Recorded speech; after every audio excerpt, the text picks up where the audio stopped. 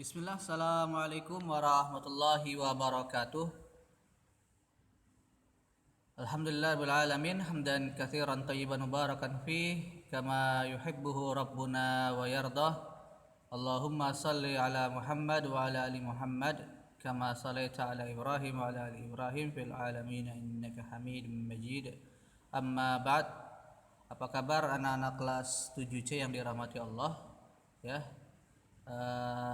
Insyaallah hari ini kita akan kembali belajar ya, pembelajaran IPA terpadu. Ya, mudah-mudahan tetap semangat semuanya ya, dan terus jaga kondisi tubuh ya untuk tetap sehat supaya belajarnya juga tidak terkendala ya dengan kondisi tubuh yang lemah. Nah, anak-anak kelas 7 insyaallah pekan depan ya kita akan mengadakan penilaian harian bab 1. Jadi silakan kalian belajar di rumah terlebih dahulu. Silakan pelajari video-video sebelumnya, materi PowerPoint sebelumnya, dan juga materi yang ada di dalam buku ya. Silakan untuk mempelajari kembali materi-materi tersebut untuk mempersiapkan diri penilaian harian yang akan kita laksanakan pekan depan. Nah, hari ini apa sih yang akan kita pelajari ya? Hari ini yang akan kita pelajari adalah tentang klasifikasi makhluk hidup. Untuk apa ya kita belajar klasifikasi makhluk hidup? Ya. Nah, kita mempelajari klasifikasi makhluk hidup ini yang pertama tentunya adalah untuk sebagai ilmu pengetahuan kita yang nantinya kita akan paham bahwa kenapa sih hewan-hewan tertentu itu kita golongkan pada golongan yang sama. Misalkan, kenapa sih udang sama kepiting kok masuk dalam golongan yang sama ya? Apa sebabnya? Ya, padahal udang bentuknya ya vertikal, kepiting bentuknya horizontal, tapi dia masuk dalam golongan yang sama. Nah, di sini kita akan pelajari kenapa bisa seperti itu ya. Nah, anak-anak kelas 7, sebelum kita masuk ke klasifikasi makhluk hidup ya, kita lihat dulu peta konsepnya dulu ya. Nah, di sini peta konsepnya, kalau di sini ada yang kurang, coba kalian lihat yang ada di dalam buku, dia halaman 44 ya, di buku halaman 44. Di peta konsepnya ada mengenai ciri-ciri makhluk hidup ya, ada ciri-ciri makhluk hidup. Di situ ada ciri makhluk hidup pertama bergerak, makan, iritabilitas atau peka terhadap rangsang, kemudian bernafas, tumbuh, ekskresi atau mengeluarkan zat sisa tubuh ya, contohnya kalau kita berkeringat ya, ataupun kita mengeluarkan karbon dioksida ketika bernafas, atau mengeluarkan air seni, atau mengeluarkan kotoran, itu namanya ekskresi, mengeluarkan zat sisa ya. Kemudian berkembang biak ya, dan juga beradaptasi atau menyesuaikan diri terhadap lingkungan. Itu adalah ciri-ciri makhluk hidup.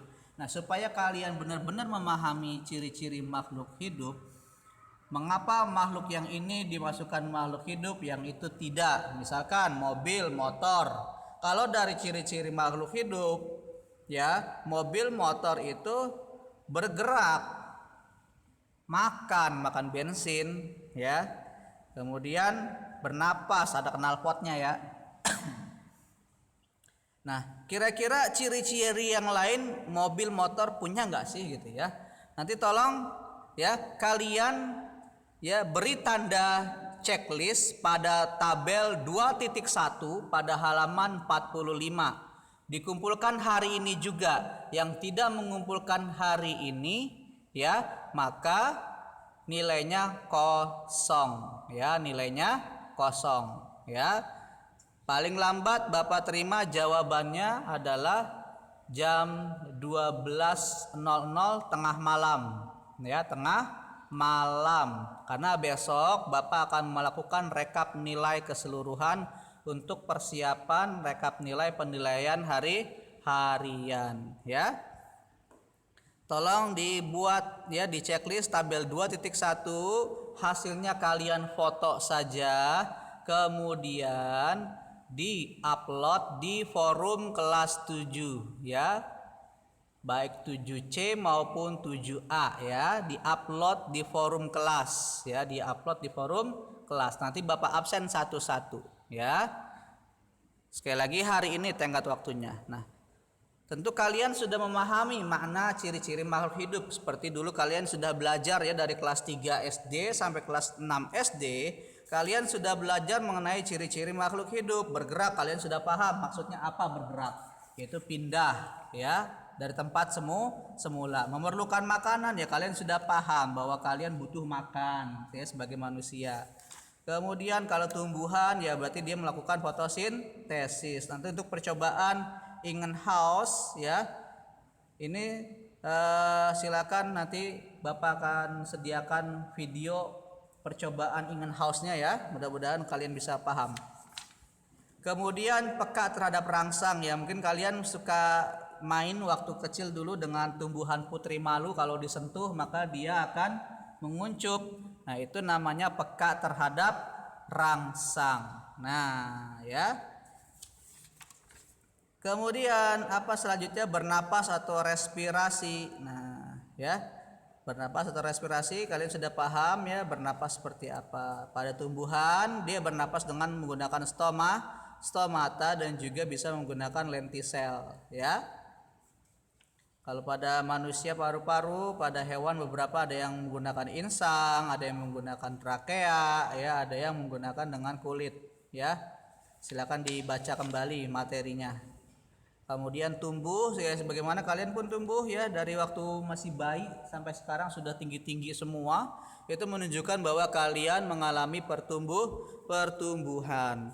Kemudian mengeluarkan zat sisa kalian juga sudah paham ya. Kalian kalau panasan badannya keringetan, kalau kedinginan pengennya kebuang air kecil ya, kalau habis makan pedes terus mencret-mencret ya. Kemudian ketika bernafas ya tentu mengeluarkan karbon dioksida, dan kalau kalian tiupkan ke misalkan ke jendela ya nafas kalian, maka akan menghasilkan uap air. Nah itu juga merupakan bagian dari zat sisa di dalam tubuh ya. Selanjutnya berkembang biak. Nah ini kalau berkembang biak insya Allah nanti kelas 9 akan dibahas secara spesifik ya. Sama dengan sistem ekskresi juga, sistem ekskresi nanti akan dibahas secara spesifik kelas 8 ya. Gitu. Jadi silakan sekarang kalian baca terlebih dahulu secara sekilas saja mengenai berkembang biak, ekskresi. Kemudian beradaptasi itu menyesuaikan diri terhadap lingkungan, karena kita juga kan sama ya, manusia ketika dia memasuki lingkungan yang baru maka dia harus berusaha untuk beradaptasi atau menyesuaikan diri dengan lingkungan yang ada ya. Nah, kemudian bagaimana ciri-ciri benda tak hidup ya? Nah, benda tak hidup yang pertama tidak dapat bergerak ya. Tapi enggak semuanya ya. Kalau mobil motor bisa bergerak tapi dengan bantuan manusia ya. Tidak mengadakan metabolisme seperti respirasi, ekskresi atau sintesis. Sintesis maksudnya adalah membuat sesuatu ya, membuat sesuatu. Kalau respirasi kalian sudah paham, bernapas, ekskresi mengeluarkan zat sisa. Tidak melakukan reproduksi. Ini bisa dibaca di halaman 55 ya. Bisa dibaca di halaman 55 mengenai ciri-ciri benda tak hidup ya. Nah, di sini ada beberapa hal yang lainnya seperti sifat umum yang dipakai untuk membedakan antara makhluk hidup dan benda tak hidup. Yang pertama bentuk dan ukuran ya, organisasi, komposisi kimia, metabolisme, iritabilitas, reproduksi, tumbuh dan mempunyai daur hidup. Silakan dibaca oleh kalian ya di halaman 55 dan 56 ya, silakan dibaca kembali bukunya. Nah, untuk videonya supaya tidak terlalu besar penggunaannya, Bapak potong sampai sini dulu. Setelah ini kita akan masuk ke pembelajaran klasifikasi makhluk hidup yang sesungguhnya. Terima kasih. Kita lanjut nanti ke video kedua. Assalamualaikum warahmatullahi wabarakatuh.